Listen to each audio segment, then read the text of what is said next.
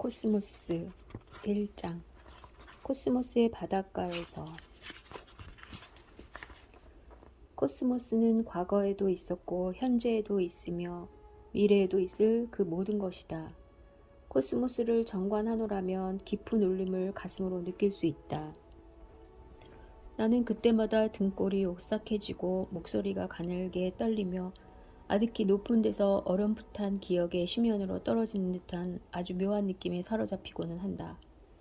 코스모스를 정관한다는 것이 미지 중 미지의 세계와 마주함이기 때문이다. 그러므로 그 울림, 그 느낌, 그 감정이야말로 인간이라면 그 누구나 하게 되는 당연한 반응이 아니고 무엇이겠는가. 인류는 영원 무한의 시 공간에 파묻힌 하나의 점, 지구를 보금자리 삼아 살아가고 있다. 이러한 주제에 코스모스의 크기와 나이를 헤아리고자 한다는 것은 인류의 이해 수준을 훌쩍 뛰어넘어 넘는 무모한 도전일지도 모른다. 이러한 주제는 코스모스의 크기와 나이를 헤아리고자 한다는 것은 인류의 이해 수준을 훌쩍 뛰어넘는 무모한 도전일지도 모른다. 모든 인간사는 우주적 입장과 관점에서 바라볼 때 중요하기는커녕 지극히 하찮고 자질구레하기까지 하다. 그러나 인류는 아직 젊고 주체할 수 없는 호기심으로 충만하여 용기 또한 대단해서 될성 싶은 떡잎임에 틀림없이 특별한 생물 종이다. 인류가 최근 수천 년 동안 코스모스에서의 자신의 위상과 코스모스에 관하여 이룩한 발견의 폭과 인식의 깊이는 예상 밖의 놀라움을 인류 자신에게 가져다 주었다. 우주 탐험, 그것을 생각하는 것만으로도 우리의 가슴은 설렌다. 그것은 우리 모두에게 생기와 활력을 불어넣는다. 진화는 인류로 하여금 삼라만상에 대하여 의심을 품도록 유전자 속에 프로그램을 잘 짜놓았다. 그러므로 안다는 것은 사람에게 기쁨이자 생존의 도구이다. 인류라는 존재는 코스모스라는 찬란한 아침 하늘에 떠다니는 한 점 티끌에 불과하다. 그렇지만 인류의 미래는 우리가 오늘 코스모스를 얼마나 잘 이해하는가에 크게 좌우될 것이라고 나는 확신한다. 우리가 이제 떠나려는 탐험에는 회의의 정신과 상상력이 필요하다. 상상력에만 의존한다면 존재하지도 않는 세계로 빠져버리는 우를 범하게 될 것이다. 그러나 우리 앞에 놓인 탐험은 상상력 없이는 단 한 발짝도 뗄 수 없는 여정의 연속일 것이다. 회의의 정신은 공상과 실제를 분간할 줄 알게 하여 억측의 실현성 여부를 검증해준다. 코스모스는 그 바닥을 알 수 없는 깊은 보물창고로서 그 우아한 실제, 절묘한 상관관계, 그리고 기묘한 작동 원리를 그 안에 모두 품고 있다. 코스모스를 거대한 바다라고 생각한다면 지구의 표면은 곧 바닷가에 해당한다. 우주라는 바다에 대하여 우리가 알고 있는 것은 거의 대부분 우리가 이 바닷가에 서서 스스로 보고 배워서 알아낸 것이다. 직접 바닷물 속으로 들어간 것은 극히 최근의 일이다. 그것은 겨우 발가락을 적시는 수준이었다. 아니 기껏해야 발목을 물에 적셨다거나 할까? 그 물은 시원해서 좋다. 그리고 저 바다는 우리에게 들어오라고 손짓하는 듯하다. 우리가 바로 이 바다에서 나왔다는 사실을 우리는 가슴 저 깊숙한 곳으로부터 알고 있다. 그래서 인간은 근원으로 되돌아가고 싶다는 소망을 간절하게 품는 것이다. 비록 우리의 이러한 갈망이 미지의 신들의 심기를 불편케 할지언정 그것을 불경스럽다고만 탓하지 말자. 코스모스는 너무 거대하여 우리가 통상 사용하는 길이 단위인 미터나 마일로는 도무지 그 크기를 가늠할 수 없다. 미터나 마일은 지상에서 쓰기에 편리하도록 고안된 단위일 뿐이다. 천문학에서는 그 대신 빛의 빠른 속도를 이용하여 거리를 잰다. 빛은 1초에 약 18만 6천 마일 또는 거의 30만 킬로미터, 즉 지구 7바퀴를 돈다. 빛은 태양에서 지구까지 8분이면 온다. 그러므로 태양은 지구에서 약 8광분만큼 떨어져 있다. 빛은 1년이면 10조 킬로미터, 약 6조 마일을 간다. 천문학자들은 빛이 1년 동안 지나간 거리를 하나의 단위로 삼아 1광년이라고 부른다. 광년은 시간을 재는 단위가 아니라 거리를, 그것도 엄청나게 먼 거리를 재는 단위이다. 지구는 우주에서 결코 유일무이한 장소라고 할 수 없다. 그렇다고 해서 우주 어디에서나 볼 수 있는 아주 전형적인 곳은 더더욱 아니다. 행성이나 별이나 은하를 전형적인 곳이라고 할 수 없는 까닭은 코스모스의 대부분이 텅 빈 공간이기 때문이다. 코스모스에서 일반적인 곳이라 할 만한 곳은 저 광대하고 냉랭하고 어디로 가나 텅 비어 있으며 끝없는 밤으로 채워진 은하 사이의 공간이다. 그 공간은 참으로 괴이하고 외로운 곳이라서 그곳에 있는 행성과 별과 은하들이 가슴 시리도록 귀하고 아름다워 보인다. 코스모스의 어느 한 구석을 무작위로 찍는다고 했을 때 그곳이 운 좋게 행성, 바로 위나 근처일 확률은 10-33승이다. 행성 바로 위나 근처일 확률은 10-33제곱이다. 우리가 살면서 일어날 확률이 그렇게 낮은 일이 일어나는 것을 본다면 우리는 그 일에 매혹될 수밖에 없을 것이다. 이런 의미에서 사람이 살고 있는 이 세상은 참으로 고귀한 것이라고 단언할 수 있다. 은하와 은하 사이의 공간에서 본다면 바다 물결 위의 흰 거품처럼 헤아릴 수도 없이 많은 희미하고 가냘픈 덩굴선 모양의 빗줄기가 암흑을 배경으로 떠 있는 것이 보일 것이다. 이것들이 은하다. 이들 중에는 홀로 떠다니는 고독한 녀석도 있지만 대부분은 은하단이라는 집단을 이루며 한데 어우러져 거대한 코스모스의 암흑 속을 끝없이 떠다닌다. 이것이 우리가 아는 코스모스의 가장 거시적인 모습이며 여기가 바로 성운들의 세계이다.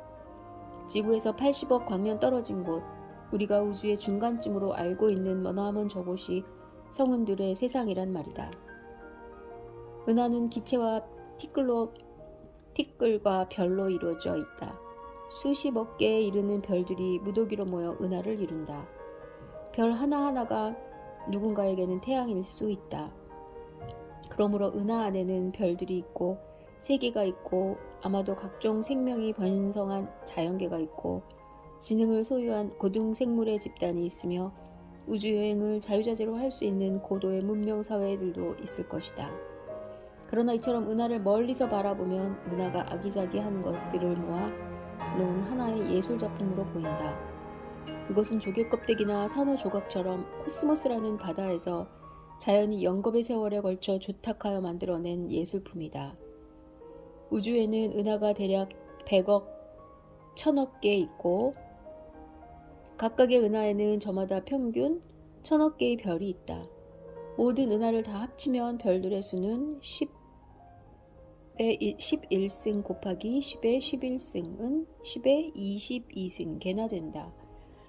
게다가 각 은하에는 적어도 별의 수만큼의 행성들이 있을 것이다. 이토록 어마어마한 수의 별들 중에서 생명이 사는 행성을 아주 평범한 별인 우리의 태양만이 거느릴 가능성은 얼마나 될까? 코스모스의 어느 한 구석에 숨은 듯이 박혀있는 우리에게만 어찌 그런 행운이 찾아올 수 있었을까? 우리의 특별한 행운을 생각하는 것보다 우주가 생명으로 그득그득 넘쳐난다고 생각하는 편이 훨씬 더 그럴듯하다. 그러나 그것이 사실인지 아닌지를 우리는 아직 모른다. 우리는 이것을 알아내기 위한 탐험을 이제 막 시작했을 뿐이다. 80억 광년쯤 떨어진 곳에서는 우리 은하가 속해 있는 은하단이 있는지도 확인하기 힘들다. 그러니 태양이나 지구는 더 말할 나위 있겠는가? 그러나 현재까지 우리가 생명이 서식한다고 알고 있는 행성은 지구밖에 없다. 그렇지만 지구는 암석과 금속으로 이루어진 조그마한 바위덩어리에 불과하다. 간신히 태양빛을 반사하고 있기에 조금만 멀리 떨어져도 그 존재를 알아볼 수 없다. 그러나 우리의 코스모스 항에는 지구의 천문학자들이 국부 은하군이라고 부르는 곳에 곧 다다른다. 국부 은하군은 지름이 몇백만 광년 정도 되고 10에서 20개의 은하들로 이루어져 있다. 그 중에 유별나지 않은 아주 소박한 은하단이 하나 있다. 그리고 그 안에 M31이라는 은하가 있는데 지구에서는 안드로메다 자리에서 관측된다. M31은 별과 티끌과 기체가 모여서 거대한 바람개비 모양을 하고 있는 나선우라로서 작은 위성 은하를 둘 거느리고 있다. 이 두 개의 외소 타원 은하를 붙들고 있는 힘이 중력인데 나를 의자에 앉아있도록 붙들어주는 힘도 중력이다. 우주 어디에서나 똑같은 자연 법칙이 성립하는 것이다. 이제 우리의 여행은 지구로부터 200만 광년의 거리를 통과했다. M31 너머로 그와 비슷한 모양의 나선 은하가 하나 더 있다. 그것은 나선 팔을 천천히 2억 5천만 년마다 한 번씩 돌리는 바로 우리 은하수 은하이다. 이제 우리는 인류의 보금자리 지구에서 4만 광년쯤 떨어진 곳에 와 있다. 그렇다면 지금부터 우리는 은하수 은하의 중력에 붙잡혀 은하 중심부로 끌려 들어갈 것이다. 그러나 우리의 목표는 지구이므로 은하수 은하의 가장자리 나선팔의 한쪽 끝 은하 변두리의 이름 없는 장소로 방향을 돌려야 한다. 나선팔 안은 물론이고 나선팔과 나선팔 사이를 지나다 보면 스스로 빛을 내는 별들이 모인 지극히 아름다운 집단들이 우리에게 깊은 인상을 남기며 우리 곁을 스쳐 지나간다. 그 집단들 중에는 비눗방울처럼 가냘프게 생겼으면서도 태양 1만 개 또는 지구 1조 개나 들어갈 수 있을 만큼 어마어마하게 큰 것들이 있다. 또 천체들 중에는 크기는 작은 마을만 하지만 그 밀도는 나베 100조 되는 것도 있다. 태양처럼 홀몸인 별도 있지만 동반성과 함께하는 별이 더 많다. 별들은 주로 두 별이 서로 상대방 주위를 도는 하나의 쌍성계를 이룬다. 그리고 겨우 별 셋으로 이루어진 항성계에서 시작하여 연화문 별들이 엉성하게 모여있는 성단, 수백만 개의 구성원을 뽐내는 거대한 구상성단까지 천차만별의 항성계들이 은하에 있다. 쌍성계들 중에는 두 구성별이 맞닿을 정도로 가까워 상대방 별의 물질을 서로 주고받는 근접 쌍성계들도 있다. 대부분의 쌍성계에서는 두 별이 태양과 목성 정도의 거리를 두고 서로 멀리 떨어져 있다. 초신성 같은 저 혼자 내는 빛이 은하 전체가 내는 빛과 맞먹을 만큼 밝은 천체가 있는가 하면 블랙홀과 같이 겨우 몇 킬로미터만 떨어져도 보이지 않는 어두운 별이 있다. 밝기만 보더라도 일정한 빛을 내는 별이 있는가 하면 불규칙하게 가물거리는 별이 있고 틀림없는 주기로 깜빡이는 별도 있다. 우아하고 장중하게 자전하는 별이 있는 반면 팽이같이 지나치게 빨리 돌다가 제 형체마저 찌부러뜨린 별도 있다. 대개의 별들은 가시광선과 적외선을 내지만 어떤 별은 하도 뜨거워서 X선이나 전파를 내기도 한다. 푸른색의 별은 뜨거운 젊은 별이고 노란색의 별은 평범한 중년기의 별이다. 붉은 별은 나이가 들어 죽어가는 별이며 작고 하얀 별이나 검은 별은 아예 죽음의 문턱에 이른 별이다. 이렇게 다양한 성격의 별들이 우리 은하 안에 4천억 개 정도 있다. 이 별들이 복잡하면서도 질서 정연하고 우아한 법칙에 따라 움직인다. 이 많은 별들 중에서 지구인들이 가까이 알고 지낸 별은 적어도 아직까지는 태양 하나뿐이다. 항성계들은 이웃 항성계와 수광년의 거리를 사이에 둔 채로 격리돼 있다. 그러므로 그들 하나하나가 우주의 외딴 섬인 셈이다. 이렇게 셀 수도 없을 정도로 많은 섬들 중에는 진화 단계에서 지성을 갖추게 된 생물들이 태어난 곳도 있을 것이다. 그들은 저마다 제가 살고 있는 알량한 행성이나 변변치 못한 별 연합문계가 이 세상의 전부인 줄 알 것이다. 인류는 지구에 고립된 채로 성장해 왔으나 이제는 서서히 그것도 제 스스로 코스모스를 이해하기 시작했다. 그런 별들 중에는 수백만 개의 크고 작은 암석 조각으로 둘러싸인 별들도 있을 것이다. 이 돌덩이들은 진화를 못한 초기 단계의 행성계이다. 그리고 어쩌면 우리 태양계와 비슷한 행성계를 갖춘 별들도 있을 것이다.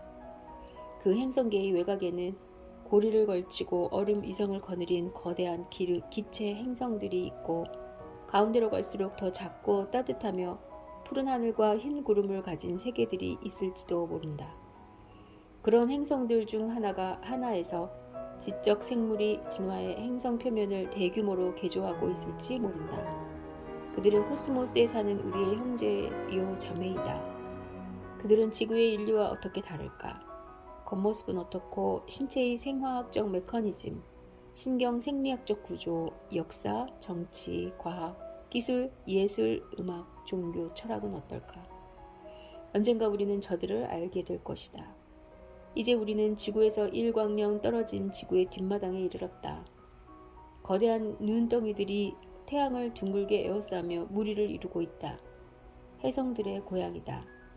얼음과 암석과 유기분자가 이 혜성들의 핵심 구성 성분이다.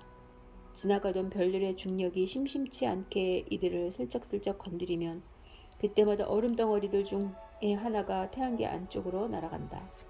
그러면 태양의 열이 얼음을 증발시키고 얼음 덩어리에서 아름다운 혜성의 꼬리가 길게 뻗어나온다. 자, 이제 태양계의 행성들에게로 다가가 보자. 행성은 혜성보다 좀 더 큰 세계이다. 이들은 태양의 중력에 붙잡혀서 거의 원형의 궤도를 따라 태양 주위를 돌고 있다. 그리고 주로 태양광선에서 열을 공급받는다.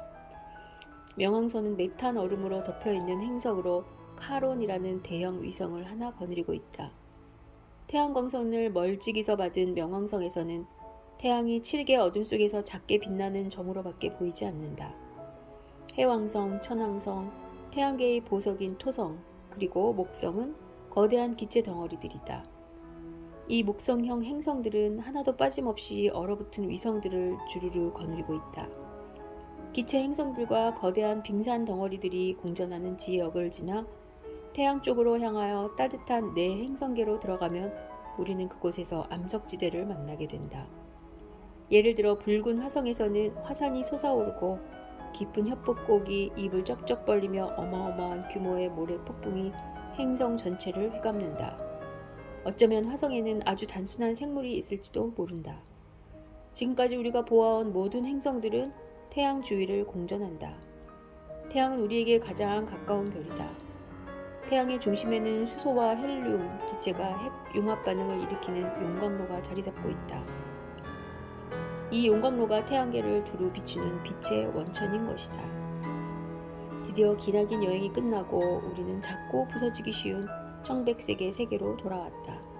우리의 상상력이 아무리 대담하게 비약한다 한들 지구를 코스모스라는 광대한 바다와 대등하다 할 수는 없을 것이다.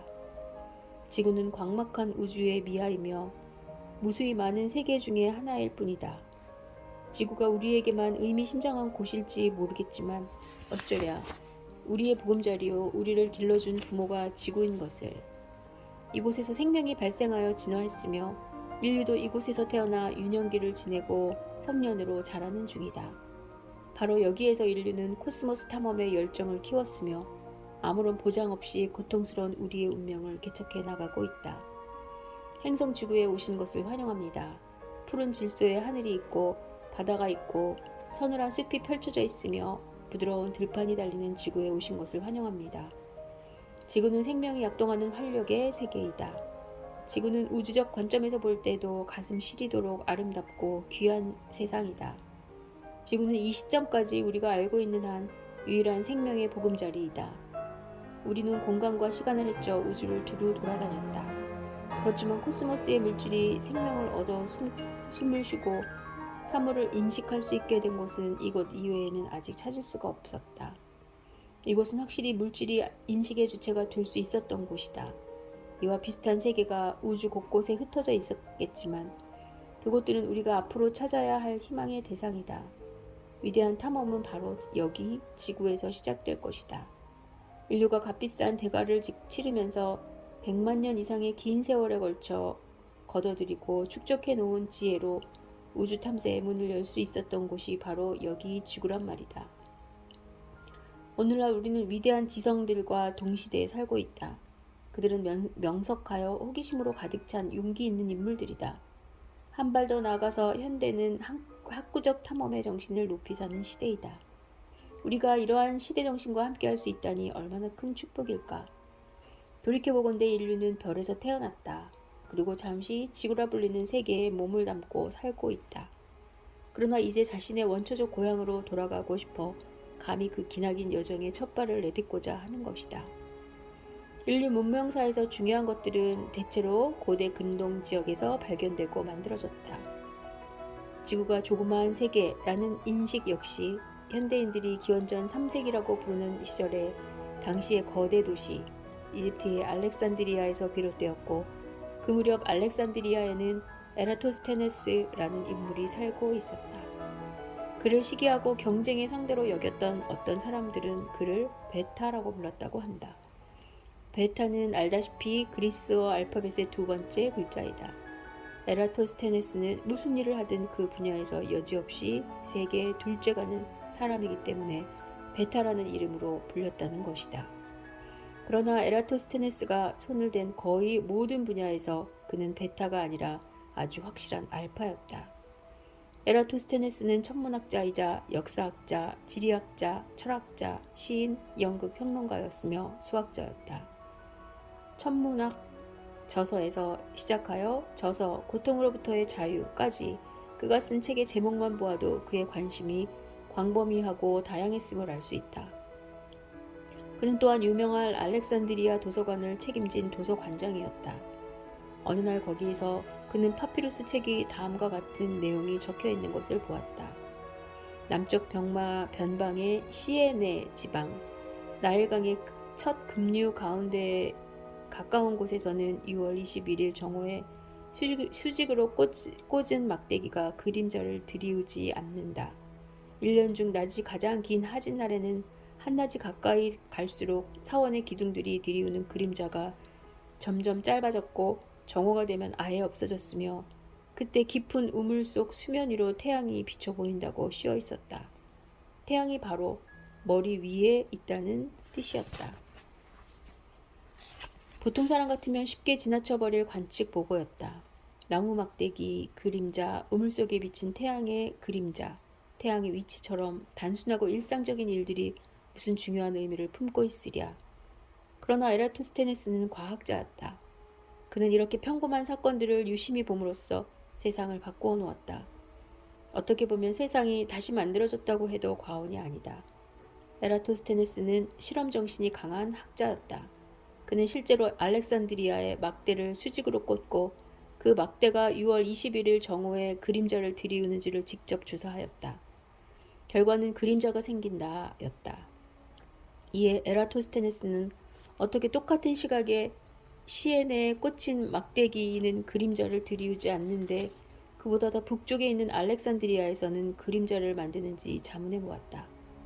땅바닥에 고대 이집트의 지도를 그려놓고 똑같은 길이의 막대 둘을 구해다가 하나는 알렉산드리아에 다른 하나는 시에네에 수직으로 세워놓았다고 치자. 어느 때이든 간에 각각의 막대기가 그림자를 전혀 들이우지 않는 시간이 있을 것이다. 지구가 평평하다는 사실을 전제한다면 그것은 쉽게 이해할 수 있다. 그건 그때 태양이 머리 바로 위에서 비춘다는 뜻이기 때문이다. 만약 두 막대기가 동시에 똑같은 길이의 그림자를 들이운다면 그건 역시 평평한 지구에서는 말이 된다. 태양광선이 두 막대를 비스듬히 쪼이되 그 비추는 각도가 똑같다는 뜻이다. 그러나 같은 시간에 시에네 막대에는 그림자가 생기지 않았는데 알렉산드리아에서는 그림자가 생기는 것은 무엇 때문일까? 에라토스테네스가 보아하니 나올 수 있는 유일한 해답은 지구의 표면이 곡면이라는 것이었다. 뿐만 아니라 그 곡면의 구부러지는 정도가 크면 클수록 그림자 길이의 차이도 클 것이었다. 태양이 워낙 멀리 있기 때문에 지구에 다다른 태양광선은 지구 표면 어디에나 평행하게 떨어진다. 따라서 태양광선에 대해 각기 다른 각도로 세워져 있는 두 막대는 서로 길이가 다른 그림자를 들이우게 된다. 그림자 길이의 정도로 차이로 따져보니 알렉산드리아와 시에네는 지구 표면을 따라 7도 정도 떨어져 있어야 했다. 다시 말해 두 막대의 끝을 지구 중심까지 뚫고 들어가도록 연장한다면 두 막대의 사이각이 7도가 된다는 뜻이다. 지구 둘레 전체가 360도이므로 7도는 전체의 50분의 1 정도다. 에라토스테네스는 사람을 시켜 시에네까지 걸어가게 한 다음 그 거리를 보폭으로 재봤기 때문에 시에네가 알렉산드리아에서 대략 800km 떨어져 있다고 알고 있었다. 800km의 50배이면 4만 km인데 이것이 바로 지구의 둘레인 것이다. 제대로 나온 답이었다. 그때 에라토스테네스가 사용한 도구라고 할 만한 것은 막대기, 눈, 발과 머리 그리고 실험으로 확인코자 하는 정신이 전부였다. 그 정도만 가지고 에라토스테네스는 지구의 둘레를 겨우 몇 퍼센트의 오차로 정확하게 추정할 수 있었던 것이다. 2200년 전의 실험치고는 대단한 성과를 거둔 셈이다. 따라서 에라토스테네스를 인류 역사상 처음으로 한 행성의 크기를 정확하게 측정한 사람이라고 할 수 있을 것이다. 그 당시 지중해 연안의 사람들은 항해술이 뛰어나기로 유명했다. 그리고 알렉산드리아는 지구상 최대의 항구 도시였다. 누구든 일단 지구가 그만한 지름을 갖춘 공 모양을 하고 있는 줄 안다면 탐험 여행을 한다든지 미지의 땅을 찾아 나선다든지 혹은 한 발 더 나아가 지구를 한 바퀴 돌아오고 싶지 않았겠는가? 에라토스테네스의 시대로부터 400년 전에 이미 이집트의 파라오 네코가 고용한 페니키아의 선단이 아프리카 대륙을 일주한 적이 있다. 그들은 가판도 없는 작고 약한 배로 홍해에서 출항하여 아프리카 동편 해안을 따라 내려갔다가 대서양을 타고 올라와 다시 지중해를 거쳐 돌아왔을 것이다. 이 서사시적 항해를 마치는 데 3년이 소요됐다고 한다. 오늘날 3년은 보이저 우주선이 지구에서 토성까지 가는 데 걸리는 시간이다. 에라토스테네스의 발견이 있은 후 용감하고 대담한 선원들이 여러 번 대항해를 시도하고는 했다. 그들이 모는 배는 실로 조망만한 크기였을 것이다. 항법 도구라고는 초보적인 수준의 것들밖에 없었다. 추측 항법이 전부였으며 해안선을 따라 갈 수 있는 데까지 항해했다. 처음 나선 바다일 경우에는 밤하늘에 뜨는 별자리들의 상대적인 위치를 수평선을 기준 삼아 관찰하는 식으로 현 위치의 위도를 잴 수 있었다. 하지만 이런 방법으로 경도는 알 수 없었다. 그러니 미지의 망망대해를 떠다니는 선원들은 낯익은 별자리들을 보면서 불안한 마음을 가라앉혔을 것이다. 별은 탐험가의 벼시다. 별은 예전에 지구의 바다를 항해하는 배들에게 도움을 주었듯이 지금도 우주의 바다로 나선 우주선에 힘이 되어준다. 에라토스테네스 이후로 여러 사람이 시도했겠지만 마젤란이 나타날 때까지 어느 누구도 지구를 일주하는 데 성공하지 못했다. 뱃사람과 항해장은 원래 세상사에 능하고 실리를 따지는 사람들이다. 그런 사람들이 알렉산드리아에 사는 어느 과학자의 계산을 믿고 목숨을 건 도박을 하였으니 많은 이야깃거리와 무용담이 오갔을 것이다. 에라토스테네스 시대에 만들어진 지구를 우주에서 내려다본 모습으로 되어 있는데 이 지구의 탐험이 잘 된 지중해 지역은 기본적으로 정확했지만 거기에서부터 벗어나면 벗어날수록 부정확했다. 코스모스에 관한 우리의 현대 자료도 이 점에서는 마찬가지이다. 이것은 아쉬운 일이지만 어쩔 수 없는 일이기도 하다. 1세기에 알렉산드리아의 지리학자 스트라본은 다음과 같은 글을 남겼다.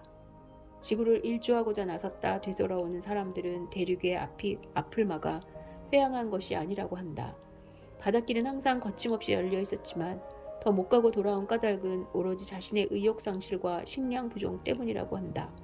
에라토스테네스는 대서양의 넓이가 걸림돌이 되지 않는다면 이베리아 반도에서 인도까지 바다를 타고 수월하게 갈 수도 있을 것이라고 생각했다. 살기 적합한 땅이 온대 지방에 한두 개 정도 더 존재할 가능성은 충분히 있다. 만약 누군가 산다면 그들은 이 땅에 존재하는 우리와 같은 사람들이 아닐 것이니 우리는 그곳을 또 다른 세계로 보아야 마땅하다.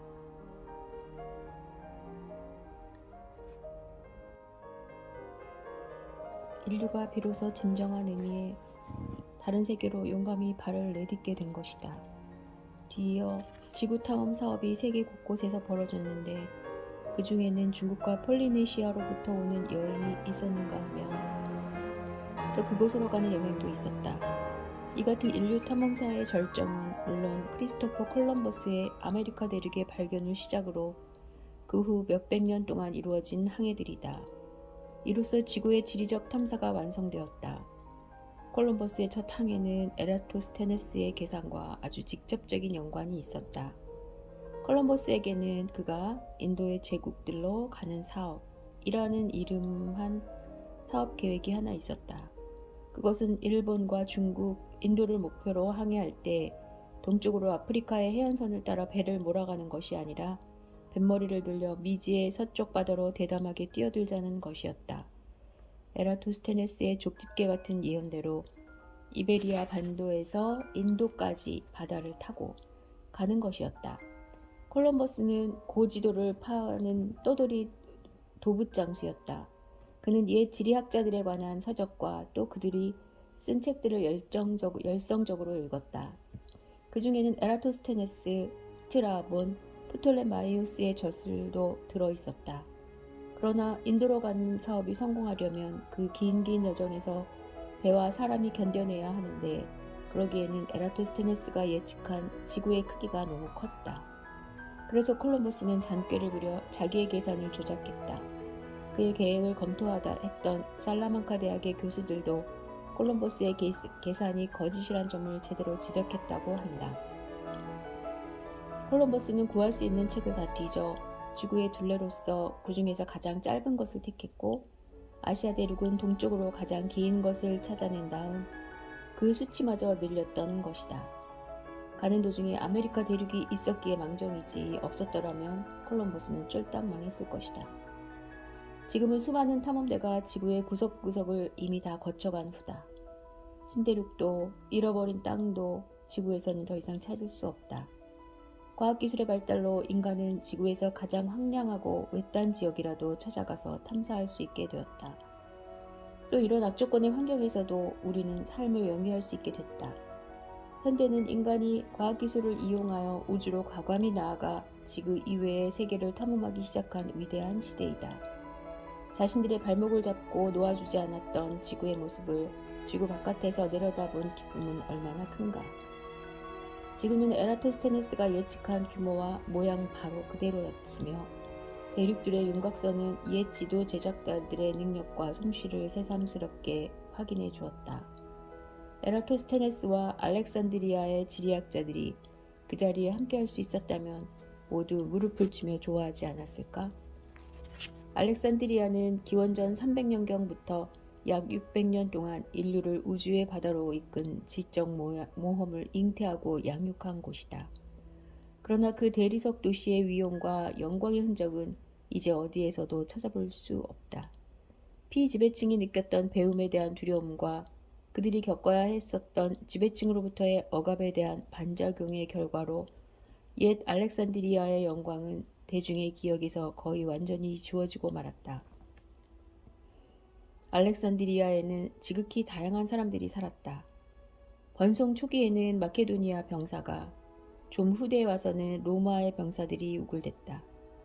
알렉산드리아의 전성기에는 이집트의 사제, 그리스의 귀족, 페니키아 선원, 유대인 상인, 인도와 사하라 사막 남쪽의 지방에서 온 아프리카 방문객 같은 다양한 사람들이 노예계층의 막대한 인구를 제외하고 대체적으로 같이 어울리고 서로 존중하며 살았다. 알렉산드리아는 알렉산더 대왕이 그의 전 경호원을 시켜 건설한 도시다. 알렉산더 대왕은 외래 문화를 존중했고 개방적 성격의 인물로서 지식주구의 분위기를 조성하는 데 주력했다. 전설에 따르면 알렉산더 대왕이 종 모양의 잠수기구를 타고 홍해 바닷속으로 내려간 세계 최초의 인물이라고 한다. 그 사건의 사실 여부는 여기서 그리 중요하지 않다. 이 이야기 하나만으로도 우리는 그의 탐구정신을 충분히 알 수 있기 때문이다. 알렉산더 대왕은 자기 수하의 장군들과 병사들이 페르시아나 인도의 여인들과 혼인하기를 권장했다. 그는 다른 나라의 신도 존중했으며 이국적이고 기이한 동물들을 수집했다. 스승인 아리스토텔레스에게는 코끼리를 선물하기도 했다. 그는 호화롭게 건설된 이 도시가 무역, 문화, 학문에 관한 세계의 중심지가 되기를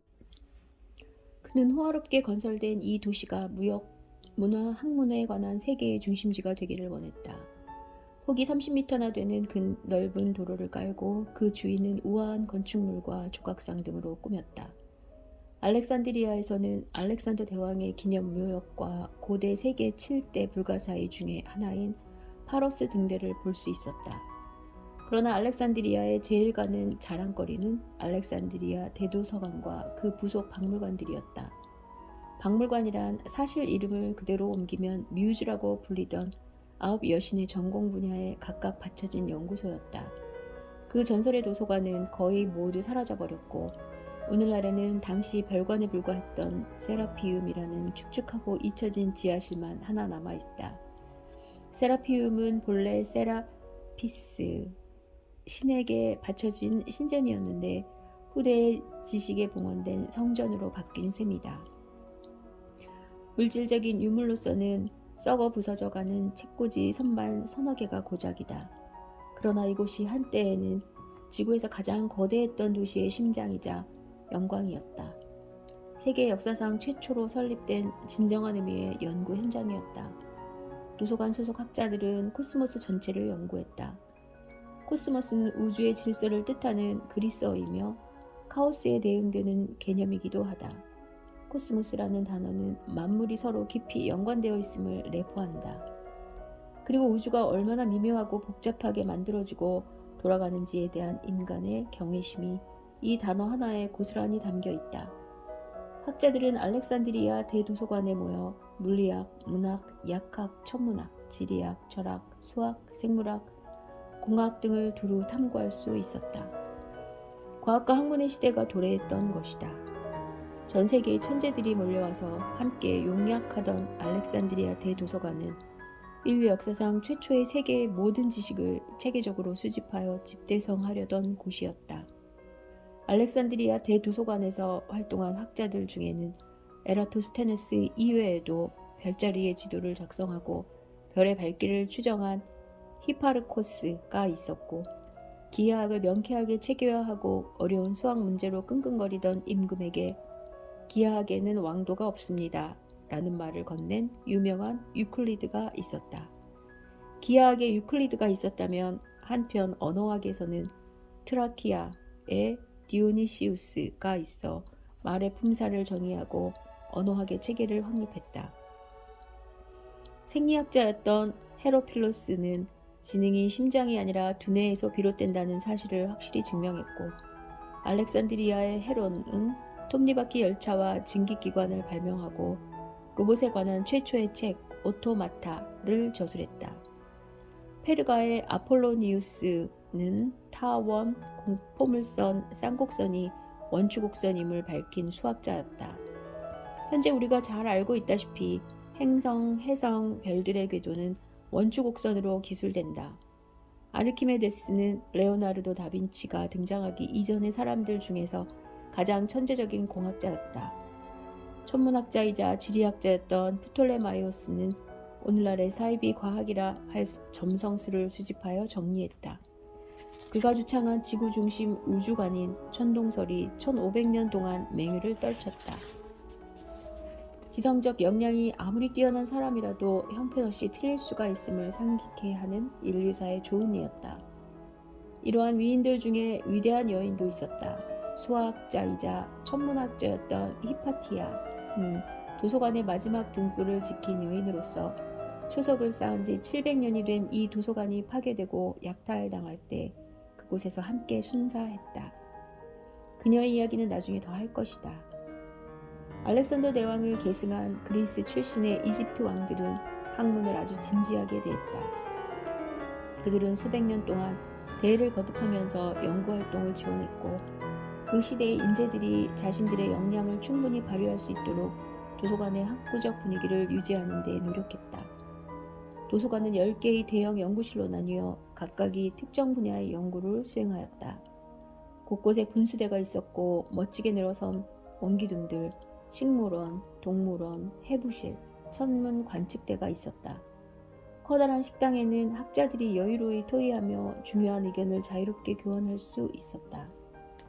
무엇보다도 도서관의 생명은 모아놓은 책들이에 있었다. 도서관 관계자들은 세상의 모든 문화와 모든 언어를 샅샅이 뒤졌다. 사람들이 해외로 보내서 책을 사들였고 장서를 확충해갔다. 알렉산드리아의 정박한 상선은 관리의 신문을 받았는데 검문의 목적은 밀수품 적발이 아니라 책 찾기에 있었다. 책 두루마리가 발견되면 즉시 빌려다가 베낀 뒤 사본은 도서관에 보관하고 원본은 주인에게 돌려주었다. 정확한 수치를 어림하기는 어렵지만 알렉산드리아의 도서관에는 일일이 손으로 쓴 파피루스 두루마리 책이 50만여 권이 있었을 것으로 추정된다. 그 많던 책들은 다 어떻게 됐는가?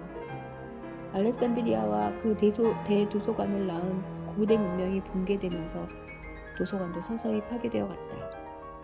장서의 극히 일부만이 후세로 전해졌고 그나마 남은 것도 사방으로 흩어져서 고작 글 몇 줄, 종이 몇 조각이 현재까지 남아있는 것들이 전부이다. 그러므로 그렇게 남은 몇 줄의 문장이나 종이 조각을 읽은 사람들은 누구나 애를 태우며 안타까워할 수밖에 없다. 한 예로 우리가 알고 있는 바에 따르면 알렉산드리아 도서관의 서가에는 사모스의 아리스타르코스라는 천문학자가 쓴 책이 한때 소장되어 있었다고 한다. 그는 지구도 하나의 행성으로서 여타의 행성처럼 태양 주위를 공전한다고 주장했으며 별들이 대단히 멀리 떨어져 있는 천체라는 사실을 알고 있었다고 한다. 그가 내린 결론은 모두 다 옳았지만 이 사실을 제일 발견하기까지 인류는 거의 2000여 년의 세월을 더 기다려야만 했다. 아리스타르코스의 업적이 소실됐기에 느끼게 되는 우리의 애석함에 10만 배를 곱하면 고전 문명이 이룩했던 업적의 숭고함과 그의 파괴가 얼마나 큰 비극을 인류에게 안겨줬는지 아주 조금은 알 수 있을 것이다. 현대의 과학은 고대 세계가 알고 있던 과학의 수준을 넘어선 지 오래다. 그러나 우리의 역사적 자료에는 메울 수 없는 공백이 이가 빠진 듯 여기저기 뚫려 있다.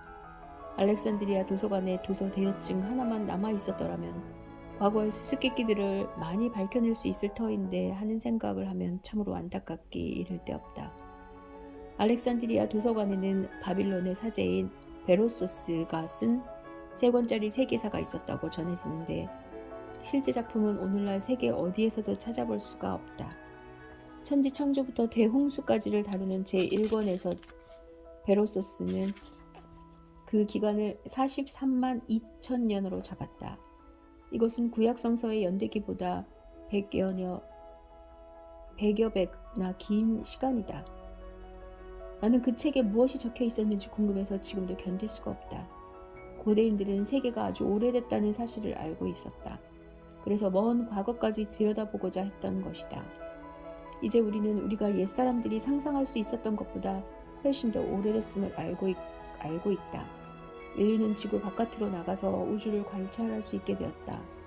그 결과 우리는 한 점 티끌 위에 살고 있고 그 티끌은 그저 그렇고 그런 별의 주변을 돌며 또 그 별은 보잘것없는 어느 은하에 외진 한 귀퉁이에 틀어박혀 있음을 알게 됐다.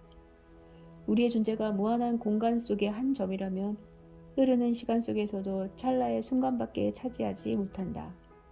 이제 우리는 우주의 나이가 적어도 가장 최근에 부활한 우주가 약 150억, 200억 년이 되었다는 사실을 안다. 이것은 대폭발 또는 빅뱅이라고 불리는 시점부터 계산한 우주의 나이다. 우주가 처음 생겼을 때에는 은하도 별도 행성도 없었다. 생명도 문명도 없이 그저 휘황한 불덩이가 우주 공간을 균일하게 채우고 있었을 뿐이다. 대폭발의 혼돈으로부터 이제 막 우리가 깨닫기 시작한 조화의 코스모스로 이어지기까지 우리가 밟아온 진화의 과정은 물질과 에너지의 멋진 상호 변환이었다. 이 지극히 숭고한 전환의 과정을 엿볼 수 있음은 인류사에서 현대인만이 누릴 수 있는 특권임을 깨달아야 한다. 그리고 우주 어딘가에서 우리보다 지능이 더 높은 생물을 찾을 때까지 우리 인류야말로 우주가 내놓은 가장 눈부신 변환의 결과물이라고 할 수 있을 것이다. 인류는 대폭발의 아득히 먼 후손이다. 우리는 코스모스에서 나왔고 코스모스를 알고자 더불어 코스모스를 변화시키고자 태어난 존재이다.